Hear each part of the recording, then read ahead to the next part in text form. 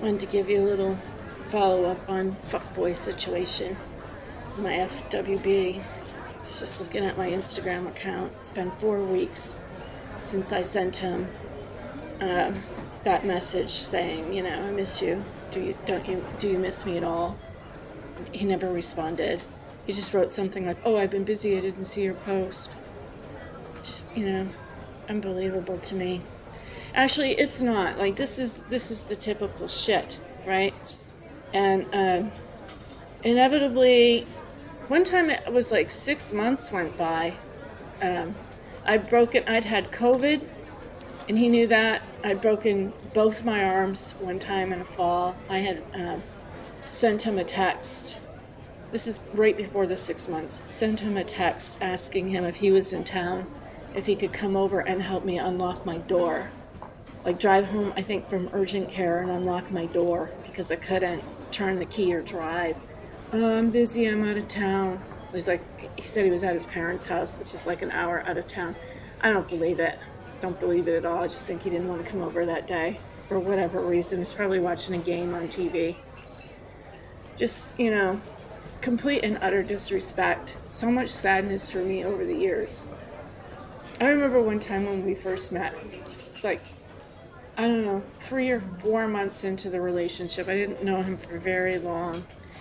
And I was knee-deep in homework and stress and trying to think of I must have been in school for a good few years, but I just was in the 3rd year of my doctoral studies. I just was buried in the most complex part of the program, writing these papers and doing a ton of research. Every paper I wrote required, you had to go to the library and look up resources and find books, 5 or 6 books, and then you would have to find books too that were annotated that would explain the friggin' first books to you, So my philosopher I concentrated on a lot was Deleuze and Guattari. Very obscure. I had to find, I'd read the book, read the Deleuze and Guattari, and even, I don't know, there's only a couple philosophers that I've heard on TV talk, a couple of people I've heard on TV talking about Deleuze and Guattari who can make any sort of sense of him at all. Jordan Peterson, made a little bit of sense out of Deleuze, I think the 1 or 2 times I heard him talk about him. But he also understands Heidegger. Heidegger was another philosopher. So if you know any of this business, I would have to write these papers and reference the theories and the philosophies of these different authors, and it was really hard, and I couldn't just do it in a simple way. This philosopher says this one says that. I had to compare them. I had to analyze them. I had to, cite other people who used them for various arguments and form the basis of those arguments and either take a position against them or, for them, whatever. And this would be 3 or 4 of these writings a week, and they had, I had to write at the doctoral level. I couldn't just get in there and slam shit down on a paper. It had to be really, very scholarly writing. Everything I had to take to the graduate office and have them, look at it and help me cite things, and everything had to be written a particular way. Anyway, one time I was at the library and I was just so buried in all this stuff, and I had been thinking about him a lot, and our relationship, knowing each other, was new. I think we had been together a handful of times, maybe 6 or 7 times, and I loved him from the first time I saw him, and even though he told me, in the very beginning he didn't want a girlfriend, that didn't. I was happy to be the FWB, and, I didn't, necessarily feel like I wanted to be a full-time girlfriend, because I knew I was busy too. And I also expected that I would move right away. I have 1 or 2 more years to go in my program, and then I expected to be leaving. And I just, he's too young for me. I knew it wasn't realistic to expect a relationship, but I had hopes that it would just, sometimes I just would hope we could have a date out, go out somewhere, have a lunch together, or that I would run into him somewhere in town, or that he'd invite me to visit him when he was waiting at the restaurant at night, he worked full-time at the university, and at night he would wait tables. And those were my hopes, and I used to fantasize about them, and I used to drive around on weekend days in my car, realizing time and time again I'm sitting in that car alone with no relationship, with anybody, hardly any friends or anything, and I would imagine myself in a friendship with this guy, a simple friendship. It was like a daydream. You shouldn't have to imagine yourself in a friendship with somebody that you're sleeping with. Like, that's pathetic. But I did that. I did that for 6 years, okay? And anyway, I was in the library, and he sent me this email. So, look, I don't know. I sent him an email earlier in the day or something asking him if we could do something. And he sent me an email back saying, I don't want a relationship. I wish I could find that email. I can't remember exactly even what was transpired between the two of us, but it was such a letdown. And I just remember it just... I was trying to get work done that day, and it just upset me so bad. And I packed up all my stuff at the library and put it in the car, drove home, cried the whole way, went into my apartment, what was empty, and to my desk and got my books out, sat down and cried some more, and then, got up and went in my office and wrote a paper until 1 in the morning and got up to teach the next morning, But I never forgot it. I never forgot the feeling of that, how much it hurt, just unbelievable. Another time, this is like a couple years later, we had these art walks in the downtown area of First Friday in our town. And I didn't really go that, I think I went once or twice, and it was a bunch of, local people selling, earrings that were junky that I would never wear. I mean, you could wear them if you were 18, but you couldn't wear them at 50, Art, paintings that were terrible, very amateur. And, I mean, people are, it's nice that you have that hobby, and I'm not trying to put down somebody's talent or whatever, but there just wasn't there wasn't anything there in that environment that interested me. Plus, it was always 100 degrees, and I don't eat any of the food, that type of food. So I'm not interested in food trucks. So whatever it was, I just left, and I never went back again. But then a year or two into it, I can't remember exactly why, but I think I wanted to look to see, there was a particular photo exhibit I wanted to see. And so I got all dressed up by myself, and I went down there, and I was walking around by myself, and I was just looking at people in the crowd, and I see him, and who I think it's him. I'm quite sure it's him, but I'm not positive because we're a little bit away, and I'm not facing him directly. I was trying to hang back. I didn't want to just show up on him and his friends and be like, "Hi," So I was kind of looking at him from behind, and I'll never forget it. That day he was wearing these boots, heeled boots, sort of not really a cowboy boot, a little bit more sophisticated than a cowboy boot.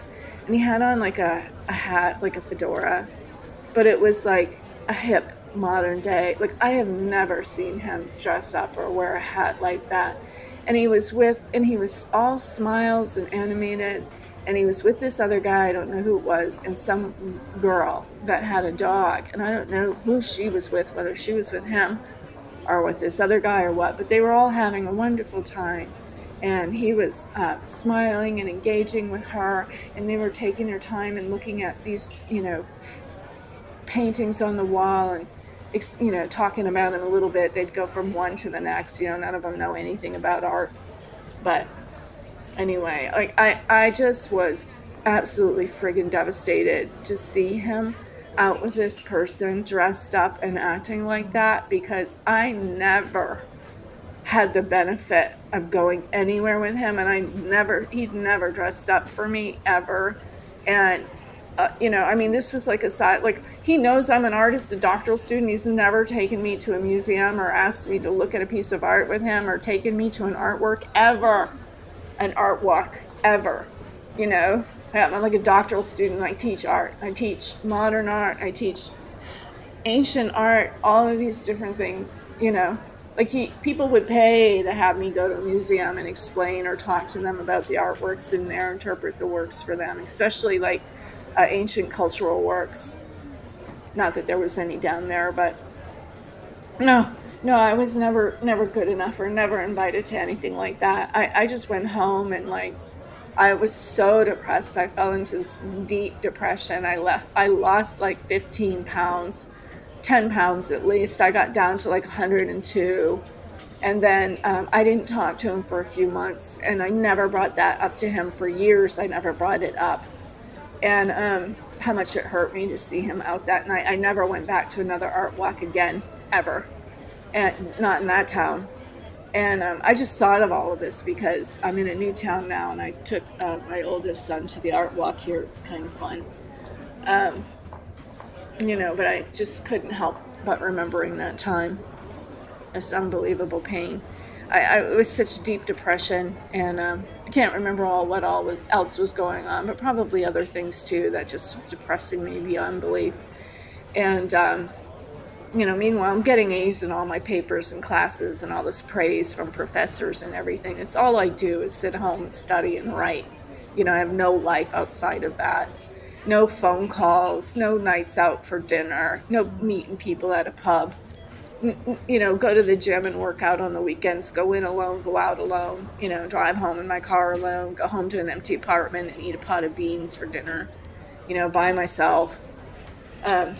Kids came to see me like once or twice a year, if that, ever. Stayed a couple weeks and left.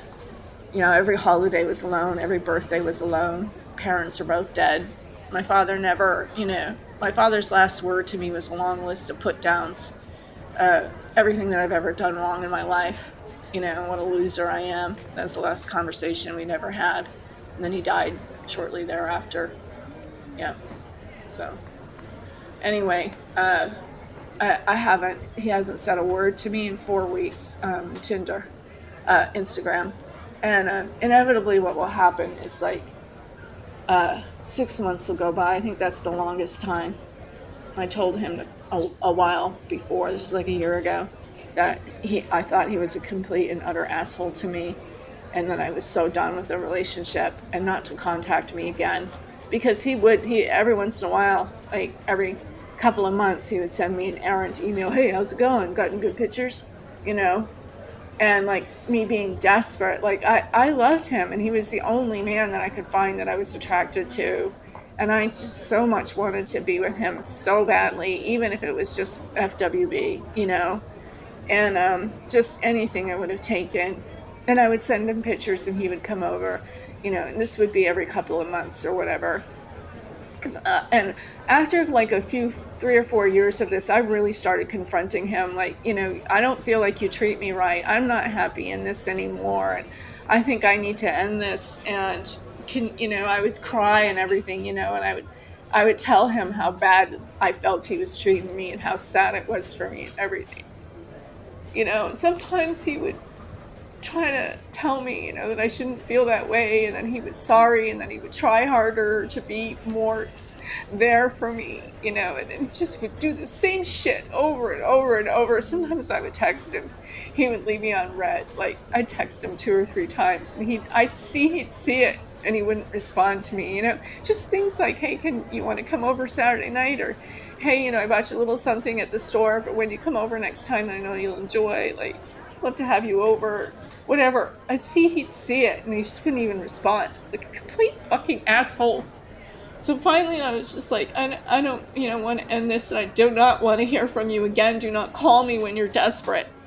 So this one time, like, I had COVID and I'd broken both my arms, and I never heard from him. I had surgery. I had to have surgery on one of my arms and never heard from him. And he knew I was going all through this. He never even sent me a text message to say, how are you? Can I help you with anything? Can I bring you a bag of groceries? How did you survive COVID? Nothing. The dick. And that's when I sent him that note saying, I don't ever want to hear from you. Like, he finally contacted me 6 months later, and I responded, I do not want to hear from you again. Do not contact me. He reached out again like 4 months after that or said something and asked me like, how's my arms? How's your arms? You know, and I had missed him so much, and I just told him that I missed you so much.